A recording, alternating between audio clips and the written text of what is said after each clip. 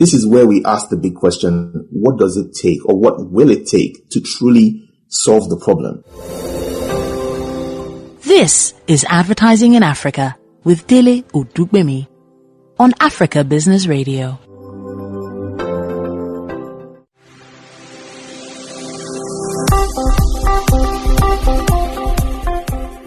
Hi, welcome to another episode of Advertising in Africa with Dele Odugbemi. I've been fortunate to have exposure to advertising in different parts of the continent in the course of my career. And that journey has let me meet some very exciting people. And I was hoping that this podcast would in some way track that journey, which I've shared with most of them, but also importantly to point to the direction advertising is going through on the continent. So one of those who I have run into in the course of my journey has been a gentleman called Tosin Lanipekun, who will join me on this episode. His background is in architecture, and that's, I think, the first fascination I had about him when we met, because it just seemed like, oh, are we building stuff in advertising as well? Those are all stuff that, we've spoken about, in the period we've known each other, where at the time I didn't see what the relevance of that training was. And as I started working with Tosin, all of that became clear that there is a whole lot of thinking and a lot of construction, if you like, that a brand goes through, and that is training in some way just brings that to the fore whenever an assignment comes on. And with time, I got to see that, which kind of then wanted to let me sit with him to discuss design thinking. At some point, even I, in terms of a family requirement, I'd spoken about it, and I was just so blown away by the extent to which he was able to gather resources for the subject, which I then shared with my daughter, who herself was very impressed with it. So I thought that is something we need to share with the rest of the world. First, what it is, but more importantly also how it applies to Africa. And having said that, I would now like to welcome Tosin. Welcome, Tosin. Hello, Dele. That was a lovely intro to this podcast. It's a pleasure to be here with you. Great. Thanks for making time. Always good to catch up. So I've done a bit of that background, the much I can, the much that was in my head. But again, if you don't mind, just for the listening public, just to share a bit of that background and where you are in your career at the moment. Fantastic. Thanks, Dele. I think for me, I've always been interested in design. It would either have been design proper or computer engineering. And this is because my mother was a computer engineer. She was one of the pioneer engineers in the company called Net at the time, which then morphed into Nitel. Oh. And she instilled that sort of sense of curiosity to try and understand what engineering and specifically computer engineering was about. But I think I segued at some point in my sort of discovery of that world into a love for design and the built environment, somewhere in my mid-teen, I think it was. And so I consequently landed in architecture. So I studied at that very famous institution called Obafemi Awolowo University. Yay. And yes, yay, very fair. And I think architecture, as you were alluding to earlier, gave me a very solid grounding in not just designing buildings or the built environment, but to be an architect, you needed to apply yourself to a disciplined approach to solving problems. You needed to have a base understanding of technical, visual, as well as service design skills and how to apply those in different contexts. Architecture also, surprisingly, actually teaches you how to sell or market yourself, because you have to actually defend your work in various contexts. And so presentation skills, presenting your work, selling and marketing, those were all foundational elements that I took away from architecture. And I think also being able to think in a very disciplined way. But I realized at some point in my journey that I was also interested in the broader world of design. And I started to explore what in that time was still a nascent field called digital media. And so I went and did some further study in the field and then started work. My first job was actually going back to architecture. I worked in a firm called ATO Architects that still remain a fantastic architecture firm in Lagos, milling out brilliant designs and building great structures all across Nigeria. And then my next role was a departure. This is my new sort of interest and burgeoning interest in the broader world of digital media and design led me to a company called GPJ Co. or George P. Johnson Company, who are like sort of one of the pioneers in the industry of experiential design. And there I started to pick up fundamentals of experience design, creating live experiences for large conferences and events, and then moved on into the world of creative agencies. And I started with a firm called Art Science and started to learn the ropes on advertising there. And then I kind of crossed over into corporate communications on the client side. And I spent a huge chunk of my career here working with large corporates, especially within the financial sector.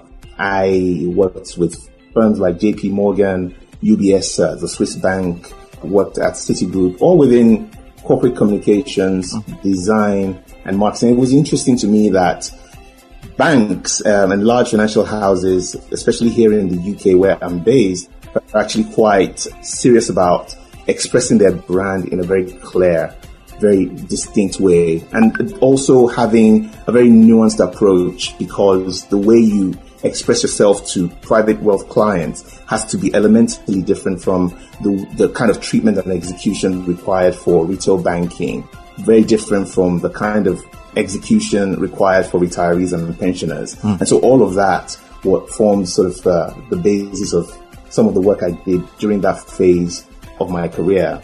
And then I progressed on about a decade ago to essentially take the big leap to start a firm called Image and Time with a colleague and a good friend. We started out a design and advertising agency with roots in Nigeria, interestingly enough. And our practice covers an array of services from creative strategy, branding, graphic design, advertising, digital product design, and of course, to the subject that we will be discussing today, design thinking was part of all of that in terms of how we work.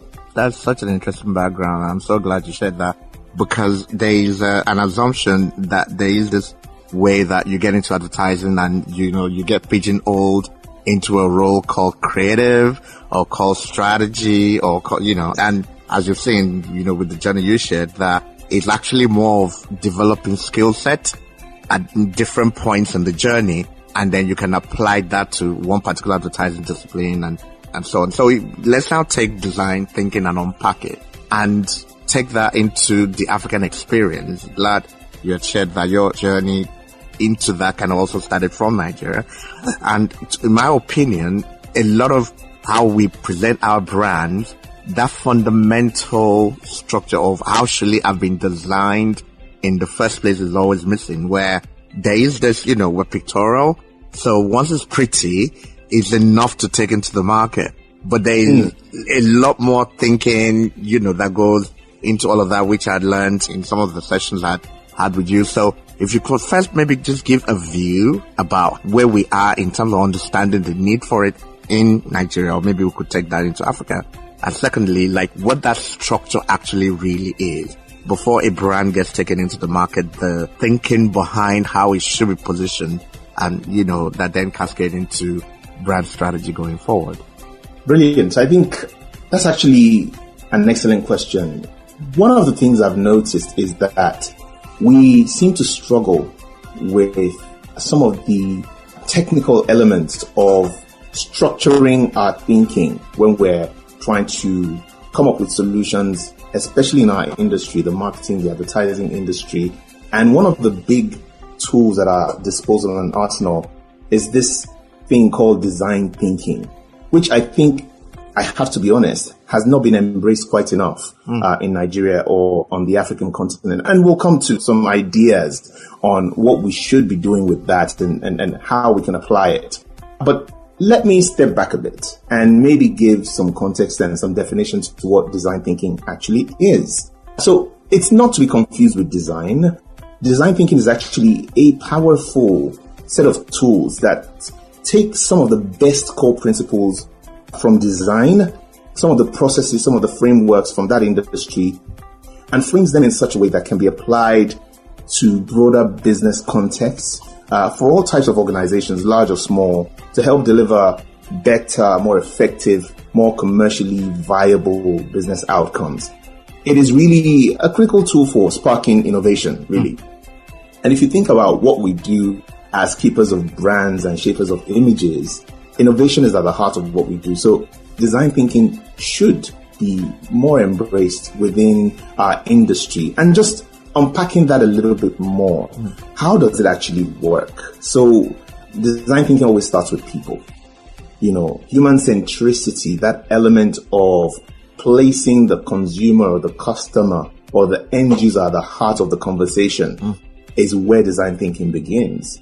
But then it goes into some very clear processes that, if we apply them, helps us birth, a very strong kernel of ideas that we can then run with, whether it's that we're applying it in the marketing context or in the campaign context where we're developing the big idea, or as, some will call it the long idea, or whether we're even applying it on the client side where we're developing, product solutions, painting outside the margins of advertising, but we're now going into routes to market, we're going into product innovation, we're going into connecting with the consumer, whether it's on trade or off trade or whichever context we're applying it.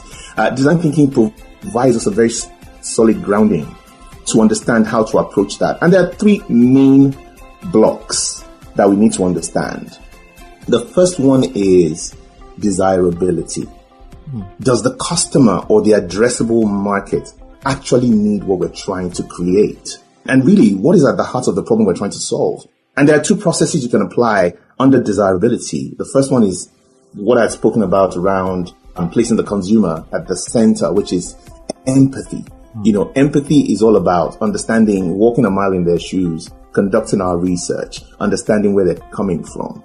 And then you move on to problem definition, reframing the context of the problem, understanding the true brief that you need to be solving. And then the second plank after desirability is feasibility.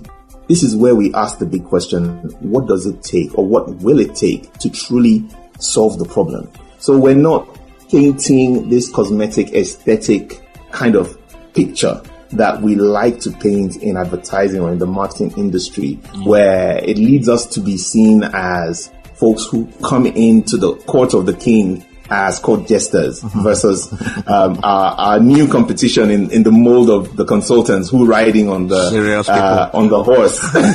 this my analogy. Yeah, I get it. Yes, and but I think when you look at feasibility, we're now asking real questions about what we're trying to do and how we get it done. And there are processes there around ideation and then prototyping. And the third block is viability. This is where we talk about the money, what it would cost, call it the P&L, call it cost structure versus revenue, but we want to clearly understand the commercials. These final two processes under viability that help get to that point is really testing out our assumptions and then finally mapping out our path to execution or implementation. In a nutshell, at a very high level, that is design thinking. So if one is now to take that into Africa, so, there is a way when you look at fashion and when you look at our fabric, the adire, the Ankara, all the many things, from the southern part of Africa or from the eastern part that make them distinct. And there's always this question I ask as I travel the continent, as we try to apply design thinking into what is African. You therefore want your brands to be authentic. If you see the adire, you kind of expect this is like a West African design kind of stuff, or you see the fabrics from East Africa, it kind of defines them. What's the role of culture in design? In that, for us to almost be very deliberate about positioning our brands, that when they're seen elsewhere, they're seen as authentic African brands. How do we incorporate that? I think that's an amazing question. For us, and for me personally, and for our business, we aim to always situate conversations in culture. And the reason for that is simple. We're nothing if we're not students and advocates of our own culture, especially seeing where we are in the world today, where, interestingly enough, we talk about all of the fringe kind of conversations around appropriation. We talk about what's happening in the positive sense with some of our exports when we look at the entertainment industry, when we look at the arts. We're seeing that that's sort of a beacon, that's sort of an arrowhead for us as Africans for the rest of the world. Our music opens up doors, our fashion opens up doors, a lot of elements of our culture coming through. And it's been like that for a long time. There's a big conversation, for instance, in the UK about repatriating some of our lost, in quotes, lost art, elements from our culture that were taken, nearly 100 years ago, or even more. Exactly. Trying to return some of those things. But to your point about the adire and to our motifs and patterns and, our fashion, these are visual representations of style, visual representations of who we are, our identity. And we're very flamboyant. We're very proud of who we are. But we're missing a particular sort of bridge, which is how are we packaging up our cultural artifacts? How are we selling that to the world? What stories and what narratives are we putting around these elements that actually stand us out in the marketplace? Because as I think it was Chinua Achebe that said it, that when the lion does not tell his own story, it is up to the hunter to lay out the narrative. In other words, no one can tell the story for us like we can. And I think it starts with storytelling. Absolutely. Absolutely. Absolutely. We're the lions and we need to own it. I've seen some very interesting things when I look across Africa. However, I've seen in places like South Africa where you have a gentleman called Laduma who's doing some brilliant work, taking some of the motifs from the Ndebele tribe and translating that into creative elements that he's used in fashion. I think he's got a brand called Makosa. Okay. And this brand has gone worldwide, and there's partnerships with the likes of Burberry and Zara and global fashion houses that help to give agency and velocity to promoting those cultural motifs. The question for me is, why are we not seeing more of this happening with Nigerian brands, Ghanaian brands, Ghanaian cultural motifs, Nigerian cultural motifs, and the same happening across Eastern Africa as well? I think part of what is missing, apart from storytelling, is also understanding how we find our routes to market. And these are the kind of things that design thinking can help us solve. I'm hoping that there's something Afrobeat or the discovery of Afrobeat, not discovery really, like the guy that said he discovered River Niger, Mongo Park, which is another story for another time. But let's say the fact that Afrobeat has gone mainstream, I think there's something in that journey that we all can learn from, i.e. it is a form of music that had always existed in some form, but it hadn't been deliberately packaged or sound engineered as if it was designed for others. And that's been my learning about how we've taken, whatever belongs to us. We, rather than think it can, whether it's in our narrative or whatever, we don't tend to look at it as if it was meant to be shared with others. We oftentimes feel like we need to look inward. So if you have the Adire, back to the Adire story, the Adire is meant to be told as a story to an African because it's an African print, right? Whereas if you flip it, then you realize that it's a fabric. Just about anyone in the world can wear it.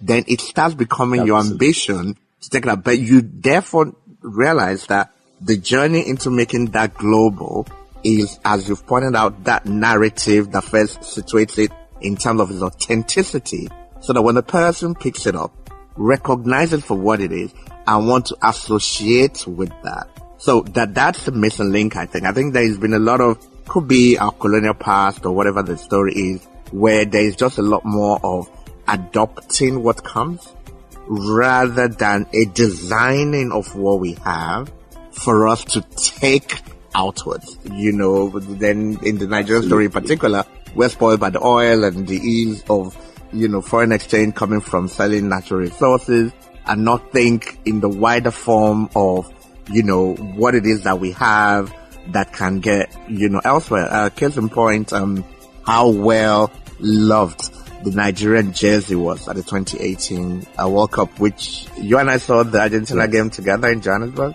Yes, we did. We watched that together. Don't tell anybody the results. Shh. Don't tell them. Don't break their heart. We wouldn't say that. We wouldn't say that. But it's how authentic that was and how much the world loved it that even us Nigerians, we couldn't even get it to buy. And for me, I think those are just very good examples, of things that are authentic and so different and can be taken. And I think to try to bring the message home, Tosin, I think the reason I felt it was good to talk about design wasn't just the technical, I know you're technically gifted in it, but the mindset, the need for, I think, which you've identified, but also that it doesn't have to come from a person who's been into a school labeled design. Do you get what I'm saying? Absolutely. That this is really about a mindset shift. Something that lets you take what's yours, apply a different kind of outlook to it, a different mind, a different audience, if you like, in terms of who it's meant for, with a narrative around that, and then push it out. And then at some point we'll be talking about African this, authentic this, and, I think there's just a whole dimension we haven't touched, really. Absolutely. And I completely agree with you. I think that when you spoke about Afrobeats, it reminded me of an element of design thinking that, we really need to bring into our processes when we look at areas like music and entertainment. So one of the great success stories we have is that you're starting to see, global adoption of Afrobeats. Essentially, our music is traveling very well. I remember a trip I went on recently before the pandemic to New York. And in one day, I think I heard one of Davido's songs played about 5 times in different taxi cabs, and it just kind of brought home to me that what has happened here is that our music is being packaged in a way that travels well. Correct. To your point about how do you package your product and how do you package culture? Music is a universal language. Yeah. It does not discriminate. But there are elements in that music. There are sort of sound cues. There are elements of quality, and there are distribution channels that we need to look at that helps us get our music from being local to becoming globally accepted and onto that sort of global stage. Yeah. The other thing around music and how culture is transported is to start to look at the assets we have as Africans, especially when we look at local versus the diaspora and the opportunities to actually really connect the two. The African and the Africans in diaspora. I think there's a great opportunity there to leverage what we have to move us forward. Absolutely agree. So to now finally bring the message to where we are, which is a post-pandemic world. So pretty much we locked down over the last 18 months or so, and we're tentatively beginning to, find our way back in recognizing that there is a room for a wider audience than we were previously looking at in terms of what we do, whether that's in advertising or in other areas of the African business world. What, in your view, can we do differently? There's so many things that's come out of this post-pandemic era. Remote working, the role of digital, all of that. In trying to say that, like, maybe this is an opportunity for a reset, and with design thinking at the heart of what your response should be, what should we be seeking to do? Because we've kind of talked about what we hadn't done, the consequence of that. So therefore, we haven't been as global as we should be.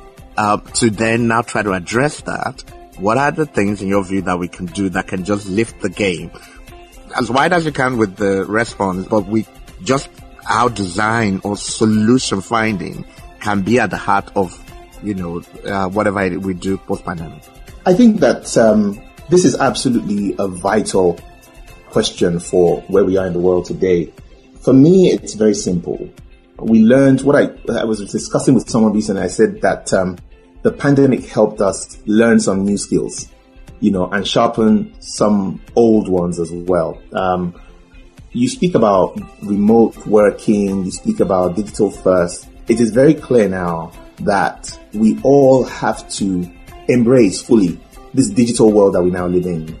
And that means that whatever products, solutions, initiatives we have has to live in the cloud. We have to provide digital access to, if it's elements of our culture, if it's elements of, the way we, our local innovations, those things have to find their way across borders now. And we have, we have a moment here where a global reset button has been pressed.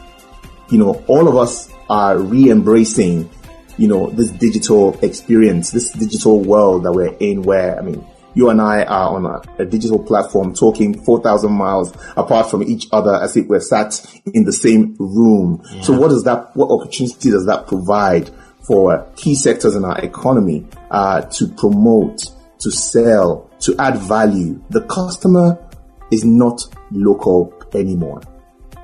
The customer sits everywhere. And your product, if you're able to package it effectively, can travel well. There are global logistics systems, global distribution systems that we can leverage, but embracing digital is absolutely key for where we are today. Right. Spoken like a pro. Thank you so much, Tosin. We could go on for a whole year if we chose, but for the purpose of the podcast, it was just all about just trying to bring the issues out, bring it to reality, make it practical for those who might want to apply that in their journey. So on that note, I would like to thank Tosin Lanipekun for making time to have this session. It is very extensive, and I'm sure there will be other times when we'll sit down again, Tosin, to talk about. I just thought that we could, in all the sessions that we have, that we would maybe have it offline, we have it in between meetings or while traveling, all of that. I just thought maybe us putting it together as a library of thought for other people to maybe learn from it, just a good use of our time. So you've made the time quite worthwhile. I really like to thank you for all the time you've put in. Thank you so much. It's my pleasure, and thank you. It's a pleasure to be here. All right then.